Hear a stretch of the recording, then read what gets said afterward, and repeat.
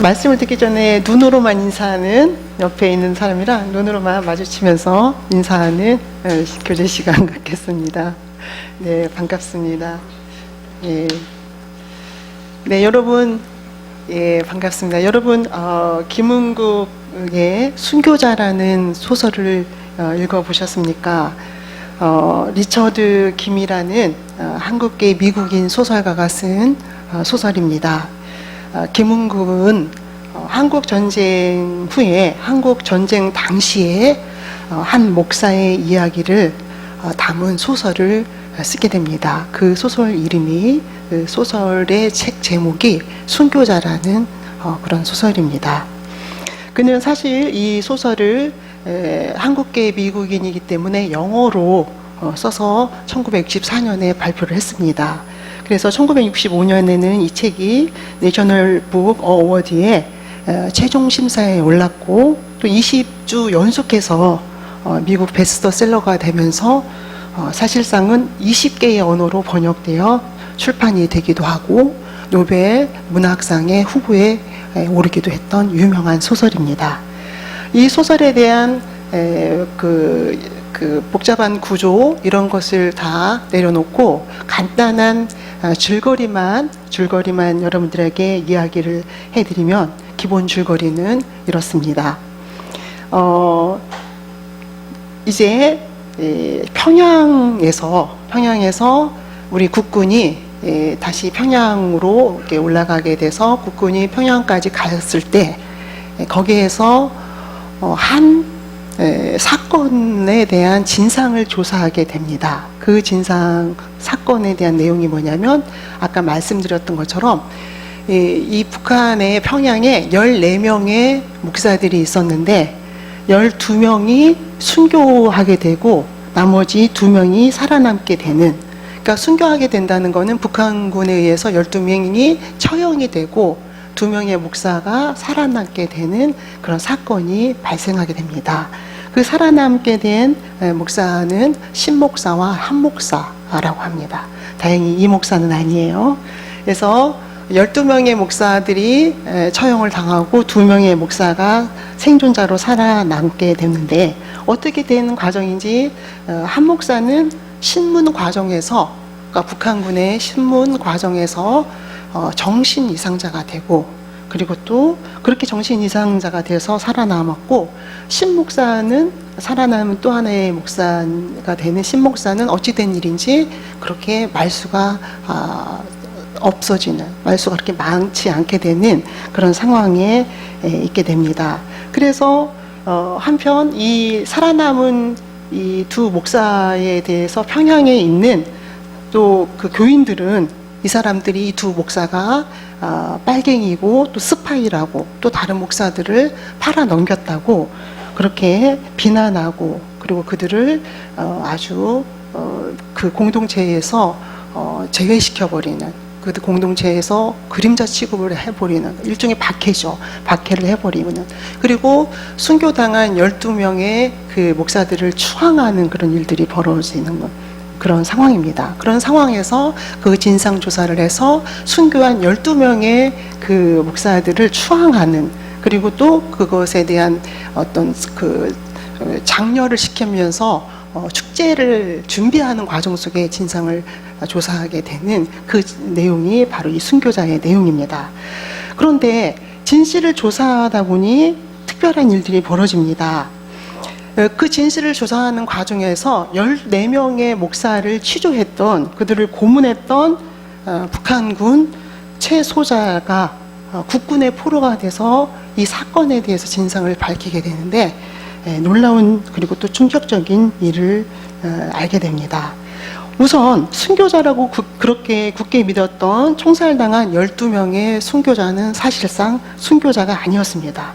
그 12명은 이 평양의 시민들이, 혹은 평양의 교인들이 끝까지 기도하면서 신앙을 지켰을 것이라고 굳게 믿었던 12명은 그렇게 믿었던 것과는 반대로 오히려 비굴하게 살려달라고 애원했고, 그리고 또 그렇게 비굴하게 살려달라고 애원하는 12명의 그 목사들과 달리 아까 초반에 말씀드렸던 한 목사와 신 목사는 그 북한군에게 굉장히 당당하게 맞서 싸우며 오히려 자기들을 고문하는 사람들이 불의하다는, 정직하지 못하다는, 바르지 못하다는 소리를 하면서 맞섰던 그런 두 사람의 목사들이었고, 나머지 12명의 목사들이 그렇게 살려달라고 애원하고 비굴하게 그 앞에 무릎을 꿇었다는 사실을 알게 됩니다.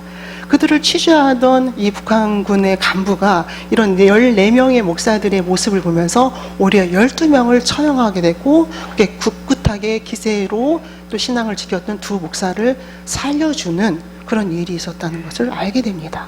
그런데 그럼에도 불구하고 그거에 침묵하며 모든 평양의 교인들의 그러한 박해를 받아온 그 두 목사들의 모습이 이 순교자의 내용입니다. 사랑하는 성도 여러분, 당시 끝까지 굴복하지 않았고 그렇게 오히려 하나님을 모독하는 북한군 간부를 훈계하는 그런 성직자의 모습으로 살았던, 그래서 그 기계를, 성직자다운 그 높은 기계를 높이 사서 오히려 살려주었던 그러한, 그래서 목숨을 지킬 수 있었던 신목사의 삶을 우리는 보면서 여러분들은 어떤 생각을 하게 됩니까? 이 소설 순교자는 당시 발표했던 그 당시 극찬을 받았던 것처럼 좀 무슨 전쟁이라는 중요한 역사적인 사건 속에서 그려진 사건이기도 하지만, 중요한 것은 정말 이념이라는 거, 그리고 진실이라는 거, 그리고 신앙이라는 것에 대한 그런 중요한 주제, 또 무겁기도 하고 굉장히 중요한 주제를 굉장히 심도 있게 다루고 있다는 것을 보게 됩니다. 그러나 또 한편으로는 얼마나 많은 사람들이 왜곡된 그러한 자기들만이 아는 그런 왜곡된 그 사건 속에서 그것이 마치 진리인 것처럼, 진실인 것처럼 그렇게 믿고 살아가는 또 그러한 인간의 허점을 보게 되는 소설이기도 합니다. 사랑하는 성도 여러분, 여러분들이 만약에 이 소설 속의 현장 속에 있는 사람들이라면, 또 특별히 여러분들이 이 소설 속의 현장 중에 있는 사람들 중에서 특별히 그렇게 12명의 목사들이 오히려 순교당했다고 굳게 믿으면서 살아남은 두 목사를 그렇게 학대하고 비난하며 손가락질했던 그 평양의 시민들이라면 여러분들은 어떤 생각을 할 수가 있습니까? 아마 생각도 하기 싫을 것입니다. 그렇다면은 우리가 사는 세상은 어떨까? 이와 관련해서 저는 우리가 사는 이 사회의 한 현상을 성찰을 해보려고 합니다. 우리는 사회 관계망 속에서, 혹은 또 사회 연결망이라고도 얘기할 수 있겠죠. 너무나도 많은 홍수들이, 너무나도 많은 정보들이 홍수처럼 쏟아져 나옵니다. 모든 분야에 예외가 없을 정도로 너무나도 많은, 정말 우리가 그 모든 정보를 한 분야에서 다 찾아보기도 힘들 만큼 홍수처럼 우리들에게 쏟아져 나옵니다. 어떤 의미에서 홍수 같다는 것은 우리의 의지와 관계없이 그런 홍수와 같은 정보 속에 우리도 휩쓸려 갈 수밖에 없을 그러한 상황을 이야기하기도 합니다. 그리고 모두가 다 자기가 옳다는 이야기를 합니다. 한 사건을 두고 다양한 목소리를 내면서 그 다양한 목소리들의 특징이 다른 사람의 목소리는 다 틀렸고 내 목소리가 맞다, 이렇게 이야기를 하고 있습니다. 그러한 상황 속에서 우리는 살아가고 있습니다. 그런데 그런 상황 속에서 살아가는 우리가 아까 말씀드린 그 순교자의 소설에 나오는 평양의 시민처럼 그렇게 오류 속에서 마치 그 오류가 진실인 것처럼 믿고 살아가는 사람은 아닌지, 그렇게 살아가는 자기 자신일 뿐만 아니라 그렇게 살아가다 보니 내가 누군가를 해치는 손가락질을 하는 사람은 아닌지, 그런 삶을 살고 있는 것은 아닌지 생각해 보게 됩니다. 그렇다면 우리는 어떻게 바른 삶을 살 수 있을까? 아니면 틀린 삶 속에서 우리는 어떻게 돌이킬 수 있을까? 그리고 돌이킴의 가장 중요한 전제의 조건은 무엇일까? 또 그 진실을 우리는 어떻게 알 수 있을까? 또 알았다면 우리는 과연 용기를 낼 수 있을까? 다른 사람이 모두 같은 방향을 향해서 가는데 그것이 틀린 방향이라는 생각을 하고 나 홀로 방향을 돌릴 수 있을까? 이런 고민을 우리는 하게 됩니다. 그런 우리에게 오늘 열왕기상 17장은 어떤 이야기를 들려줄 수 있을까요? 오늘 우리는 열왕기상 17장의 한 부분만 읽었습니다. 그러나 오늘 저는 여러분과 이 질문에 관련해서 두 사건을 함께 생각해 보려고 합니다. 오늘 열왕기상 17장에는 두 가지 사건이 나타납니다. 우리는 두 번째 사건을 읽은 셈입니다. 자, 첫 번째 사건을 한번 살펴보려고 합니다. 열왕기상 17장의 사건의 첫 번째 사건의 정치적인 배경을 말씀을 드리면, 지금까지 우리가 열왕기상을 계속해서 묵상해 오기 때문에 열왕기상의 내용이 솔로몬이 통치했던 분열 왕국, 그러니까 솔로몬이 통치했던 통일 왕국을 마무리하고 우리가 분열 왕국의 지금 시간으로 들어와 있다는 것을 알고 계실 것입니다. 우리가 솔로몬 통치가 마무리되면서 솔로몬 이후에 분열 왕국으로 이스라엘이 그렇게 정치 구도를 잡아가기 시작하는데, 이 분열이라는 것은 남과 북이 분열이 되는 거잖아요. 그런데 남쪽을 유다라고 하는데, 그 유다는 솔로몬의 정통의 그러한 핏줄을 받아서 왕위를 계승하게 되고, 북쪽은 이스라엘이라고 하는데, 북이스라엘은 사실상 거듭되는 구테타를 통해서 왕위를 계승하게 됩니다. 좀 비극적이고 안타까운 그런 왕위를 계승하고 있습니다. 그런데 오늘 우리가 읽은 내용이 북이스라엘의 왕권과 관련된, 왕위와 관련된, 또 정치와 관련된 그런 내용입니다.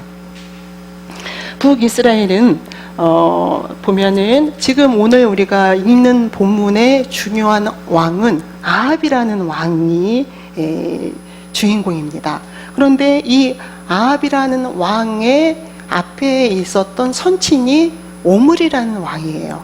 물론 우리가 이스라엘 백성의, 또 이스라엘의 역사에 대해서 우리가 굳이 꼭 알아야 하는가라는 질문을 하실 수도 있겠으나, 북이스라엘의 7번째 왕이 아합 왕인데, 그 앞에 있었던 오므리 왕이 굉장히 정치를 잘했습니다.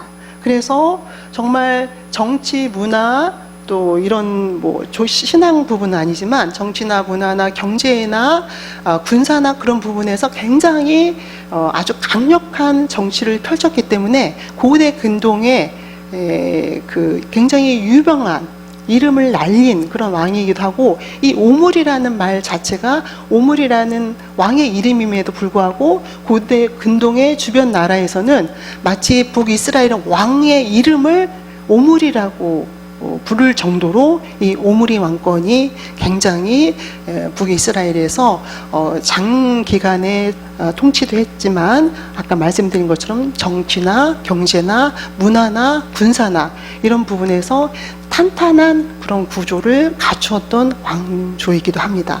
그 오므리의 뒤를 이어서 아합 왕이 통치하는 기간에 또 우리가 교회 안에서 익히 들었던 엘리야라는 인물, 그 인물이 등장하는 부분이 열왕기상 17장입니다. 여러분 잘 이해가 되십니까? 굉장히 설명을 잘하는 능력이 있죠. 그래서 이런 상황 속에서 지금 이야기가 전개되고 있습니다. 그런 상황 속에 이제 엘리야가 등장을 하는데, 엘리야가 등장을 하면서 열왕기상 17장 1절을 읽어보면, 제가 이렇게 읽어드리겠습니다. 읽어보면, 길르앗에 우거하는 자 중에 디셉 사람 엘리야가 아합에게 말하되, 엘리야라는 사람이 엘리야의 신분에 대해서 특별한 언급이 없습니다. 그저 디셉 사람 엘리야가. 그런데 아합 왕을 찾아온 거예요. 그리고 아합 왕에게 전하는 말이 있습니다. 내가 섬기는 이스라엘 하나님 여호와께서 왕에게 한 시민이 혹은 한 국민이 다가가서 건네는 말이 이렇게 됩니다. 내가 섬기는 이스라엘의 하나님 여호와께서 살아계심을 두고 맹세하노니 내 말이 없으면, 하나님 말이 없으면 수년 동안 비도 이슬도 있지 아니하리라. 이렇게 아합 왕에게 전합니다. 오므리 왕조의 아합왕에게 이런 이야기를 전합니다. 아까 말씀드린 것처럼 오므리 왕조는 굉장히 탄탄한 구조를 갖추고 그리고 굉장히 모든 분야에서 안정적으로 나라를 다스리고 있는 그런 상황이었어요. 그런데 듣도 보지도 못한 사람이, 그렇게 신분이 높아 보이지도 않는 엘리야라는 사람이 뜬금없이 왕에게 나타나서 하나님께서 말씀하신다. 이제 앞으로 수년 동안 하나님이 허락하지 않는다면 너희 땅에 비도 이슬도 보이지 않을 것이다. 이렇게 말을 건네고 있는 것을 보게 됩니다. 사랑하는 성도 여러분, 너무나도 잘 나가는 구조, 그리고 사회, 국가, 그리고 별로 아무런 문제가 없어 보이는, 그저 평탄하고 그리고 아주 안녕이 보장된 그런 상황 속에서 달갑지도 않은, 그리고 성경으로 기준을 대서, 그리고 하나님이라는 이름으로 앞으로 이 나라가 비도 이슬도 내리지 않을 것이라는 선언을 한다면 아합 왕은 어떤 반응을 보일까요? 아합 왕이 아니더라도 여러분들에게 만약에 이런 사람이 다가와 이런 말을 전한다면 여러분은 어떤 이야기를, 어떤 반응을 할 수가 있습니까? 저는 어떻게 하나님은 이러한 일을 벌이실까? 아무도 하나님을 인정하지 않는, 아무도 하나님을 필요로 하지 않는 북이스라엘에 갑자기 뜬금없이 당신의 사람을, 그것도 이름도 없이 지명이 인지도도 없는 그러한 엘리야를 보내서 앞으로 너희들이 하나님 허락하지 않으면 이슬도 비도 보지 못할 것이라는 선언을 한다면 우리는 어떤 반응을 보일까요? 저는 하나님이 왜 이런 일을 행하실까 궁금했습니다. 저는 이것은 재앙이 아니라 하나님의 사랑이고 하나님의 사랑하는 방식이고, 아무도 그 하나님의 관심이 없지만 그럼에도 불구하고 하나님은 여전히 그 아합 왕에게, 북이스라엘에게, 또 북이스라엘 사람들에게 관심을 주시고 여전히 당신의 사람을 보내고 있다는 것을 보게 됩니다. 그러나 물론 아합 왕은 그 이스라엘을 향해서 또 이스라엘을 사랑하기 때문에 엘리야를 보내신 그 하나님의 사랑, 또 엘리야의 하나님의 계획을 전달하는 그 과정에 아무런 관심도 보이지 않습니다.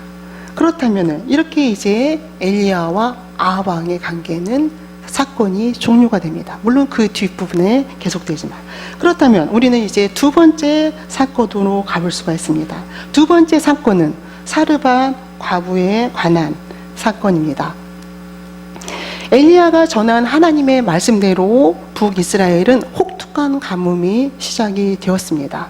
이렇게 혹독한 가뭄이 시작되면서 이제 하나님께서는 엘리야를 사르밧에 있는 사르밧 과부에게 보내게 됩니다. 그리고 하나님의 뜻에 따라서 또 엘리야는 사르밧 과부를 찾아가게 됩니다. 그래서 10절 전반부에 보니까 사르밧으로 가서 성문에 이를 때에 한 과부가 그곳에서 나뭇가지를 줍는지라, 이렇게 사건이 전개가 됩니다.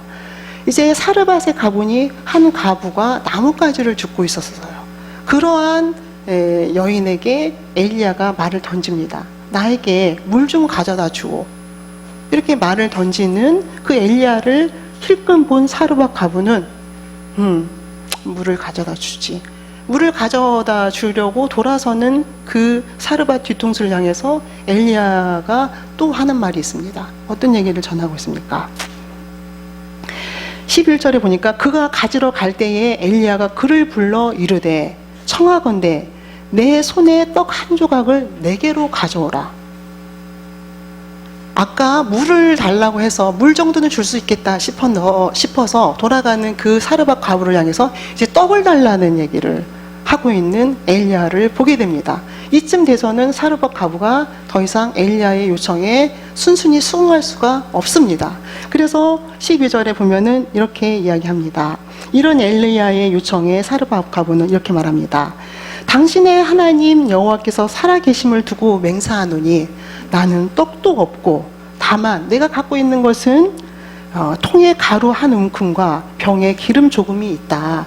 그리고 이 통에 있는 가루와 병에 있는 기름 조금은 내가 마지막으로 나뭇가지를 주워다가 이제 떡을 해서 먹고 나와 내 아들이 삶을 마감하려고 하는 것이다. 이제 마지막 성찬으로 마지막의 그 식사로 내와 내 아들이 식사할 내용의 그 가루와 기름밖에는 남아있지 않다. 이렇게 이야기를 전합니다.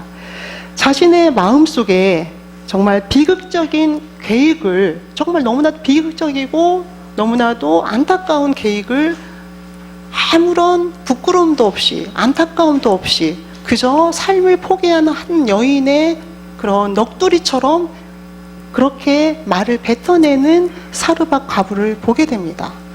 우리는 그 사르밧 과부의 모습을 보면서 너무나도 아무런 감정이 없이 자기의 그런 자살 계획을, 삶을 마감하려고 하는 그런 계획을 뱉어내는 그 모습, 그렇게 목소리도 크지 않는 그 삶에 대한 엘리야에게 자신의 상황을 설명하는 그 상황을 그 또 이야기를 들으면서 우리는 너무나도 가슴이 저며옵니다. 더 이상 살 수가 없어서 너무나도 찢어지게 가난해서, 그래서 그 찢어진 가난을 더 이상 극복할 수 있는 한 가닥의 희망도 보이지 않기 때문에 이제 죽음만이 우리 나와 내 아들의 삶의 선택이 될 수밖에 없는 그러한 너무나 비극적인 현실을 아무런 감정도 없이 뱉어내는 그런 사르밧 과부를 보면서 우리는 너무나도 가슴이 아픕니다. 그러한 사르밧 과부를 향해서 하나님의 사람 엘리야는 이렇게 말을 건넵니다. 두려워하지 말고, 두려워하지 말아라. 두려워하지 말고 가서 내 말대로 먼저 그것을 나를 위해서 만들라. 이렇게 이야기합니다. 너와 너의 아들을 위한 가루와 기름이었던 것을 너와 너의 아들의 마지막 식사로 만들지 말고 나를 위해서 만들고, 그런데 그 앞에 전제를 둡니다. 두려워하지 말고, 두려워하지 말라. 이렇게 이야기를 하고 있습니다. 무엇을 두려워하지 말라고 하는 것일까요? 왜 두려워하지 말라고 엘리야는 사르밧 과부를 향해서 하고 있는 것일까요? 무엇을? 자살을? 아닙니다. 자살을, 삶을 마감하려고 했었던 그 계획을, 삶을 모두 놓았던 한 가닥의 희망도 보지 못하는 그런 상황에서 그렇게 그 삶을 치달으려고 했던 거기에서 새로운 삶의 전환, 새로운 삶의 희망, 새로운 삶의 결단, 새로운 삶의 시작을 두려워하지 말고 한번 해보자는 것입니다. 새로운 삶의 시작을 한번 해보자. 너가 계획했던 그 계획을 놓아버리고, 그 계획을 오히려 널리 벗어버리고 버려버리고 새로운 계획으로, 새로운 결단으로 한번 삶을 살아보자. 새로운 삶의 전환을 두려워하지 말라는 얘기를 건네고 있습니다. 사랑하는 성도 여러분, 삶의 목적의 변경을 두려워하지 말라는 것을 이야기하고 있습니다. 지금까지 너와 내 아들만 바라봤다면, 지금까지 모든 삶을 너와 내 아들을 기준으로 결정하고 또 모든 것을 해결해 왔다면, 이제는 그 삶의 방향을 전환해서 다른 사람을 보고 또 다른 사람의 이야기를 듣고 또 하나님의 계획을 들을 수 있는 그런 삶의 전환을 두려워하지 말라는 선언을 엘리야가 하고 있습니다. 사랑하는 성도 여러분, 사르밧 과부는 어떤 선택을 하였을까요? 아무것도 없었던 그 사르밧 과부는 이제 하나님의 뜻을, 하나님의 계획대로 순종하기로, 하나님께서 또 전엔 그 말씀대로 따라하기로 결정을 하게 됩니다. 그리고 무슨 일이 벌어집니까? 그 다음 구절 14절에서부터 16절까지의 내용을 읽어보면, 그가 가서 엘리야의 말대로 하였더니 그와 엘리야와 그의 식구가 여러 날 먹었으며, 그가 그의 삶의 계획을, 그 자신과 그 아들만 보았던 삶의 계획을 내려놓고 두렵지만 새로운 시작, 새로운 삶의 전환, 목적의 전환을 하고자 결단했을 때 어떤 일이 벌어졌다는 것을 보고 성경을 통해서 우리가 보고 볼 수 있을까요? 그와 그 엘리야와 그의 식구가 여러 날 먹었다는 이야기를 하고 있습니다. 사랑하는 성도 여러분, 해피 엔딩입니다. 하나님이 이루어 나아가는 일, 그것은 해피 엔딩입니다. 너무나도 짧고 간결한, 그래서 너무나도 짧고 간결한 이야기입니다. 그러나 이 짧고 간결한 이야기 속에 너무나도 많은 고통이 들어있고, 너무나도 많은 망설임이 들어있고, 너무나도 많은 그런 고뇌의 시간이 들어있습니다. 어떻게 지금까지 살아왔던 방식을 바꿀 수 있단 말인가? 어떻게 지금까지 내가 믿었고 그래 굳게 지금까지 그 방식대로 거듭해서 살아온 그 방식을 바꿀 수 있다는 말인가? 아하방은 바꿨을까요? 못 바꿨을까요? 견고한 그런 사회 구조, 정치 구조, 너무나도 단단한 경제적인, 문화적인 그런 구조 속에 있었던 바알을 섬겼던 아하방은 바꾸지 못했습니다. 그러나 한 여인, 사르밧 과부는 그 삶의 방향을, 목적을 바꾼 것을 보게 됩니다. 사랑하는 성도 여러분, 하나님은 우리를 위해서 아합 왕에게든 아니면 사르밧 과부에게든 어느 상황과 어떤 사건 속에서도 진실을 이야기하기를 원합니다. 그리고 진실을 여전히 이야기하고 있습니다. 그런데 중요한 것은 우리가 그 진실을 들을 수 있느냐, 그 진리의 길로 결단할 수 있느냐, 그것이 오늘 열왕기상 17장이 이야기해주고 있습니다. 여러분은 오늘 두 사건을 통해서 여러분들에게 말씀하시는 하나님의 말씀을 들을 수 있습니까?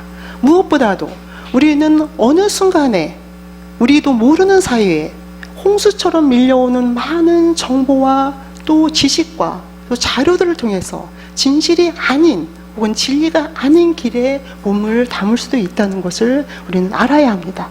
누구나 모든 사람이 자기만 옳다고 목소리를 높이는, 그래서 나도 내 목소리를 높여야 할 것 같은 그런 상황에 우리는 내가 바른 길을 갖고 있는가, 진리의 길을 걷고 있는가, 성경을 통해서 하나님의 사람 엘리야를 통해서 우리의 삶을 성찰할 수 있어야 하고, 우리가 바른 길로 걷지 못하고 있다면 우리의 삶의 방향을 바꿀 수 있어야 하고, 목적을 바꿀 수 있어야 하고, 두렵지만 반드시 해낼 수 있어야 한다는 것을 오늘 성경이 이야기하고 있습니다.